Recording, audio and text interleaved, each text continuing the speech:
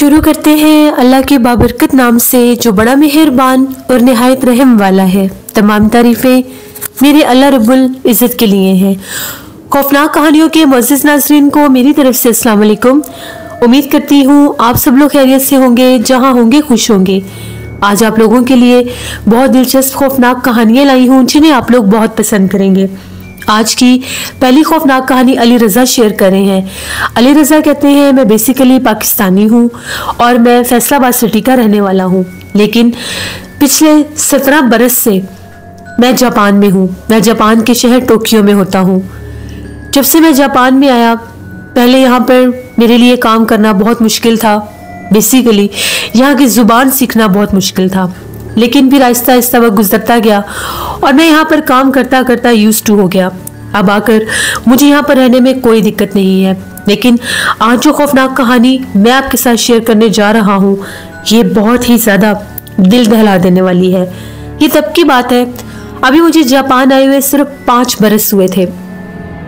यहाँ पर जापान का एक शहर है सेंदाई, उसके बारे में ये मशहूर है कि उसका कुछ हिस्सा, पूरा शहर नहीं, उसका कुछ हिस्सा मुर्दा कहलाता है। मुर्दा किस लिए कहलाता है? क्योंकि उसको मुर्दों का शहर कहा जाता है। जब मैंने ये बात सुनी, मुझे इस बात पर बिल्कुल भी यकीन नहीं आया। बहुत ज़्यादा तज्जुब हुआ। मेरे साथ उसी शहर का एक बाशिंदा था, वहाँ का रहने वाला था। वो मेरे साथ काम करता था। हम दोनों एक ही फर्म में काम किया करते थे। तो वैसे ही बातें शुरू हो गई। मैं उसको पाकिस्तान के कुछ ऐसे मकामात के बारे में बता रहा था जो मशहूर तरीन हैं, आज सेफ ज़दा हैं। वैसे ही हम जिन्नात के मौजू पर बात कर रहे थे। मैं सिर्फ उससे राय लेना चाह रहा था कि बाहर के ममालिक के जो लोग हैं, जो फॉरेनर्स हैं, उनका क्या नज़रिया है जिन्नात के बारे में, गैर मरी मखलूक़ात के बारे में। क्योंकि हम लोग तो मुसलमान हैं और मुसलमान होने के नाते हम लोग तो जानते हैं कि कुरान पाक में जिन्नात का, अल्लाह की इस मखलूक का वाज़े जिक्र है। यही नहीं, इनके वजूद पर अल्लाह पाक ने कुरान पाक में सूरह जिन भी उतारी है। तो जो नॉन मुस्लिम है उनका क्या नज़रिया है? तो उसने ये कहा कि बिल्कुल घोस्ट, स्पिरिट्स, ईवल, ये सब हमारे भी यहाँ पर पाए जाते हैं।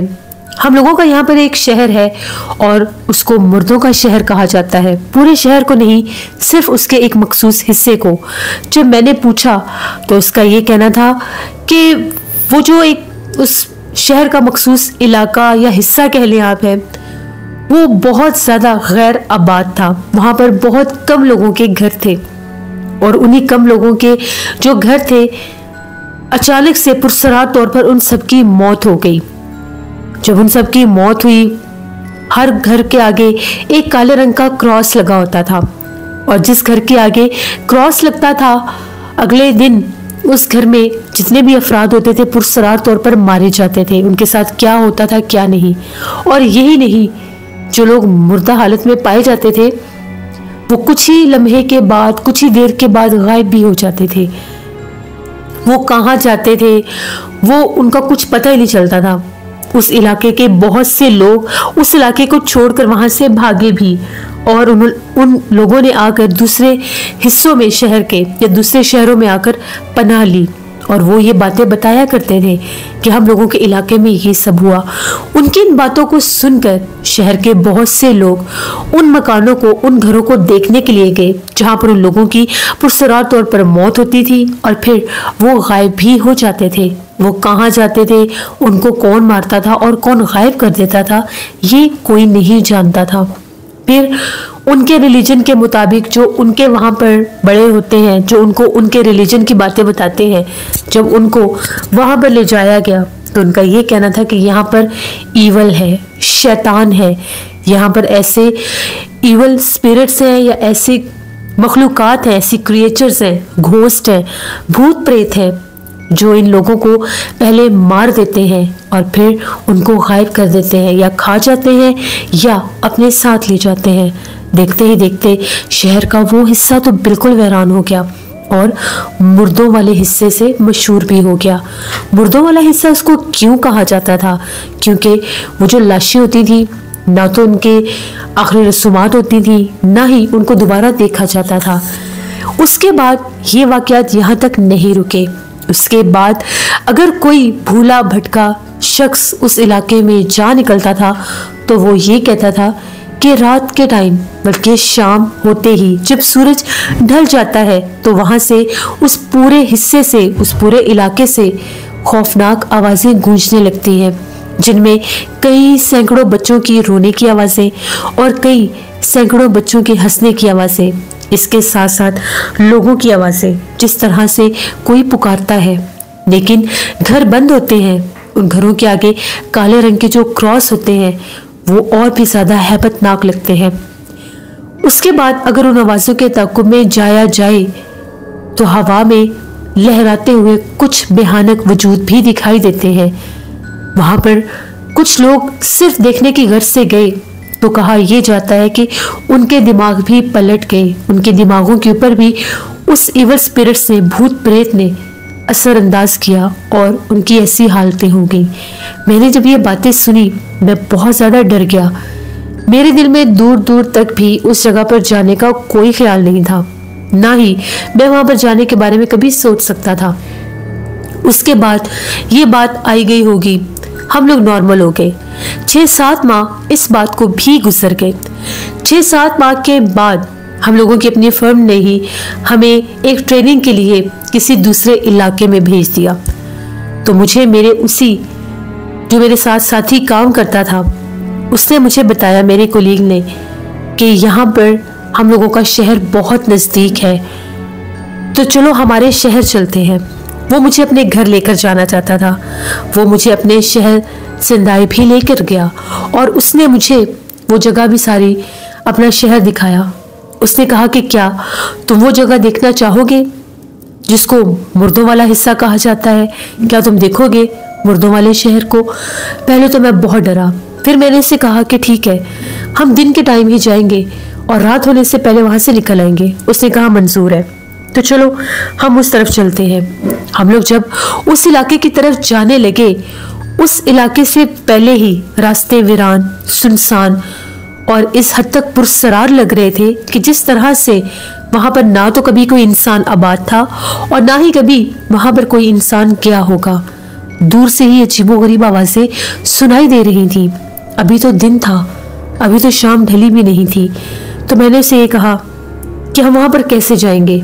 उसने कहा कि कुछ हिस्से तक तो गाड़ियां जाती हैं, उसके बाद नो एंट्री का साइन बोर्ड लग गया है, हमें पैदल ही जाना होगा।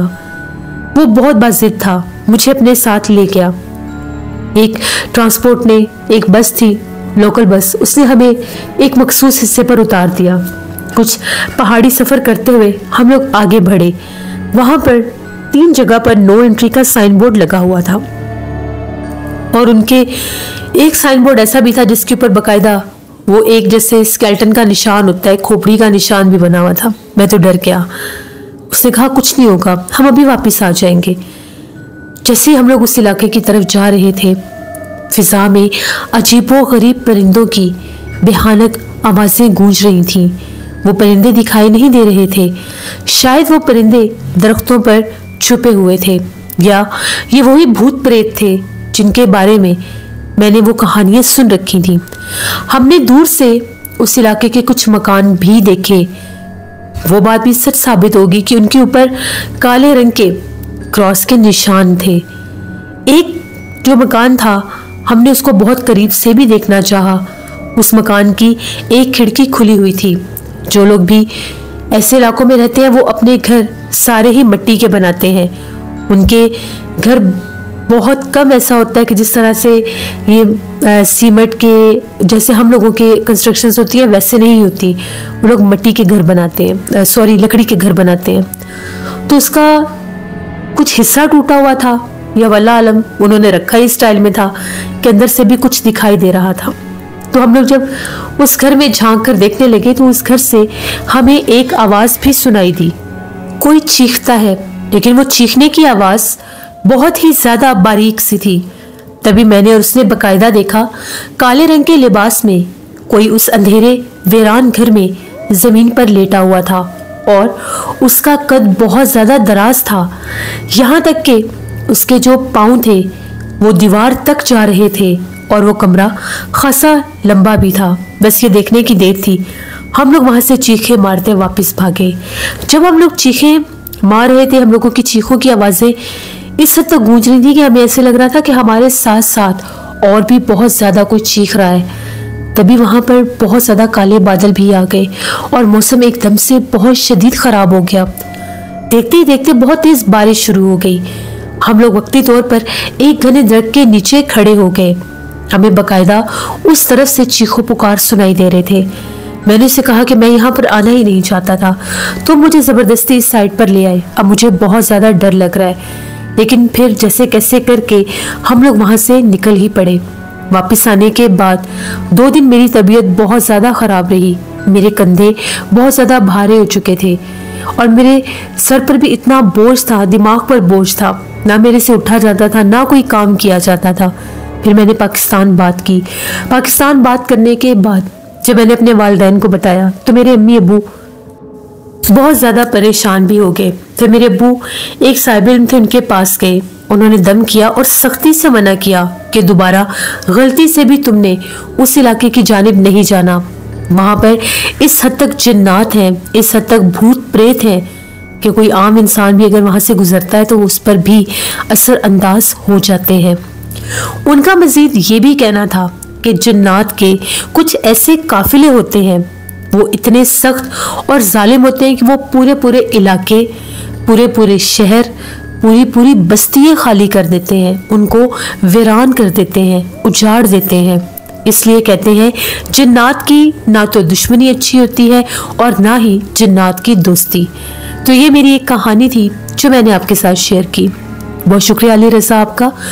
हमेशा से आप सबको मैं अपनी स्टोरीज में एक मैसेज देती हूँ, किसी भी जगह के बारे में सुना कर, और ख़ास तौर पर अगर आप ऐसी बातें सुने कि वो मशहूर हैं जिन्नात के मामलों में, तो उन साइडों पर नहीं जाना चाहिए। आपको सिवाय नुकसान के कुछ भी हासिल नहीं होता। अपनी ज़िंदगी को भी अजीज रखें और अपने घर वालों की ज़िंदगियों को भी। बढ़ते हैं एक और खौफनाक कहानी की तरफ। ये खौफनाक कहानी शहरियार शेयर कर रहे हैं।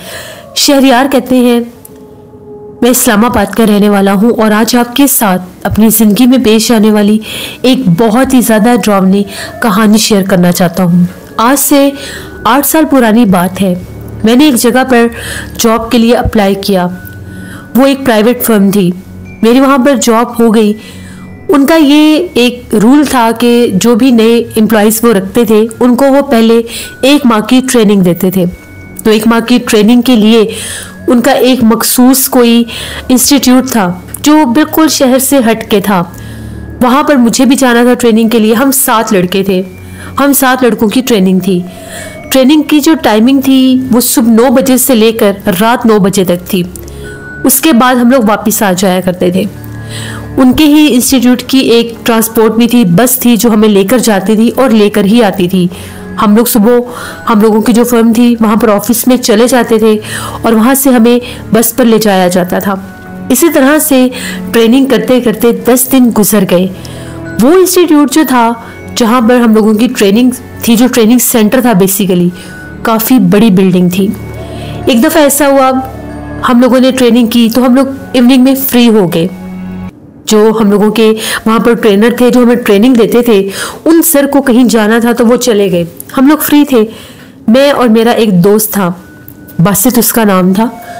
हम दोनों ने कहा कि चलो आज इस ट्रेनिंग सेंटर को देखते हैं, ये कैसा ट्रेनिंग सेंटर है और कितनी जगह पर ये मुश्तमिल है, क्योंकि देखने में तो वो बहुत बड़ा था। हम लोग चलते चलते उस ट्रेनिंग सेंटर के पता नहीं कौन से हिस्से में पहुंच गए। वो भी एक बिल्डिंग ही थी, लेकिन वहां पर कुछ कमरे बंद थे और कुछ कमरे खुले हुए थे। अब जो कमरे खुले हुए थे, हम लोगों ने उन कमरों में देखा, वहां पर खासे बड़े बड़े टेबल्स थे।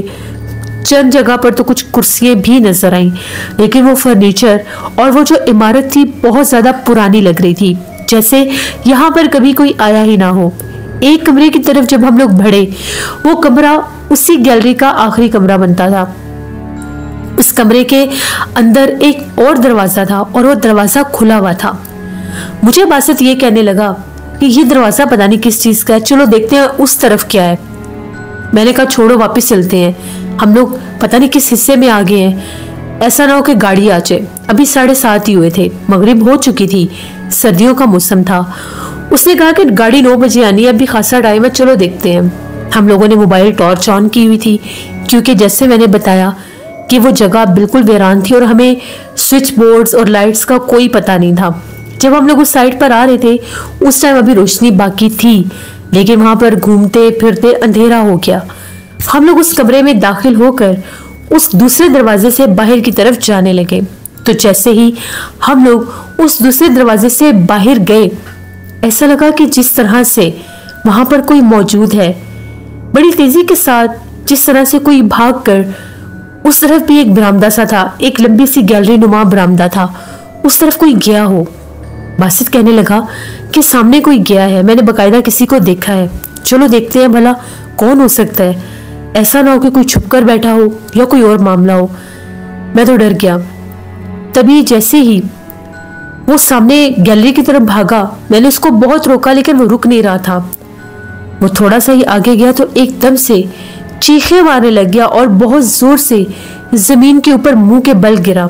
वो गिरा तो मैं तो बौखला गया, मुझे लगा कि शायद उसके ऊपर किसी ने हमला किया।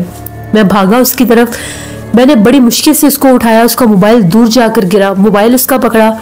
उसी टाइम एक खौफनाक आवाज आई, जिस तरह से बड़े गुस्से में कोई, जिस तरह से कोई गुर्राता है, एक ऐसी आवाज थी, अल्लाह माफ करे, जैसे कोई जानवर होता है। मैंने उसको वहां से उठाया, मुझे लगा कि शायद कोई जानवर है, क्योंकि उसके कपड़ों के ऊपर कुछ छींटे खून के भी थे। मैं बहुत डर गया। मैंने उसको उठाया, वो अभी भी डरा हुआ चीखें मार रहा था। उसको लेकर वहां से भागा, यहाँ तक कि हम लोग उस हिस्से से ही बाहर निकल आए जिस हिस्से में हम लोग थे। ये भी उसी ट्रेनिंग सेंटर का ही एक और हिस्सा था, लेकिन ये आबाद था, यहाँ पर लाइट्स जल रही थी और उस तरफ एक ऑफिस भी था। वहां पर उसको बिठाया, पानी लेकर आया। वो कांप रहा था, उसके चेहरे पर भी पानी के छींटे मारे और उससे मैंने दरियाफ्त किया कि तुमने वहां पर ऐसा क्या देखा है और ये खून के छींटे कहाँ से आए। उसने ये कहा कि जब मैंने तुम्हें बताया कि उस तरफ कोई भाग कर गया है तो मुझे बकायदा वो एक इंसान लगा।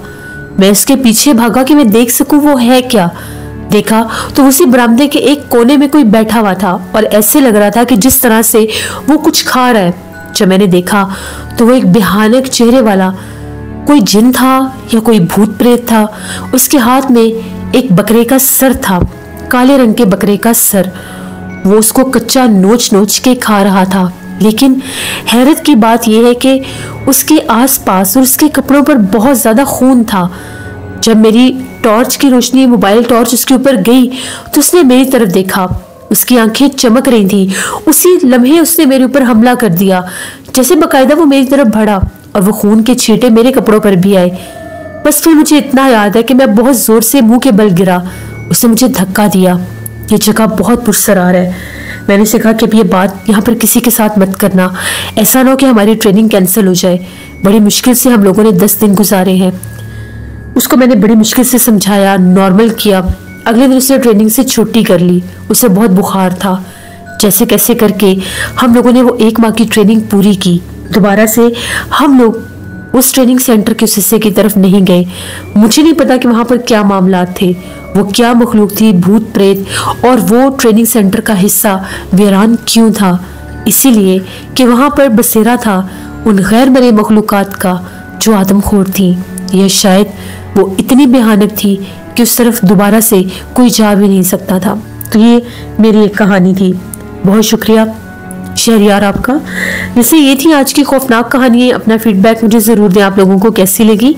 आप लोग भी अपनी खौफनाक कहानियाँ शेयर कर सकते हैं डिस्क्रिप्शन बॉक्स में दिए गए ईमेल आईडी nushinmir57@gmail.com पर। इसके अलावा आप लोग मुझे कमेंट बॉक्स में भी स्टोरी शेयर कर सकते हैं। नाना जी की कहानियों में एक बहुत खौफनाक कहानी आएगी, उसको भी विजिट करें और सब्सक्राइब करें। बहुत से लोग अब मुझसे पूछ रहे हैं कि नाना जी का चैनल आपने नया बनाया है, तो मैं आज फिर आप लोगों को बताती चलूं कि नाना जी की कहानियों का मैंने अलग चैनल स्टार्ट किया है। आप लोग उसको भी जाकर सब्सक्राइब करें। वहां पर डेली नाना जी की खौफनाक कहानी आती है। हॉरर स्टोरीज उर्दू का नाम बदलकर मैंने घोस्ट स्टोरीज कर दिया है, उसको भी जाकर विजिट करें, उस पर भी स्टोरीज आ रही हैं। इसी तरह से स्केरी उर्दू टेल्स में सिस्टर का चैनल है, उनको भी जाकर सब्सक्राइब करें एंड सपोर्ट करें। हारून हॉरर स्टोरीज विद हारून मेरे भाई का चैनल है, उनको भी जाकर सब्सक्राइब करें एंड सपोर्ट करें। अपना बहुत सा ख्याल रखिएगा, अपनी ढेरों दुआओं में मुझे, मेरी फैमिली, मेरे पूरे पाकिस्तान को याद रखिएगा। Thank you for listening my stories. Stay tune. अल्लाह हाफिज़।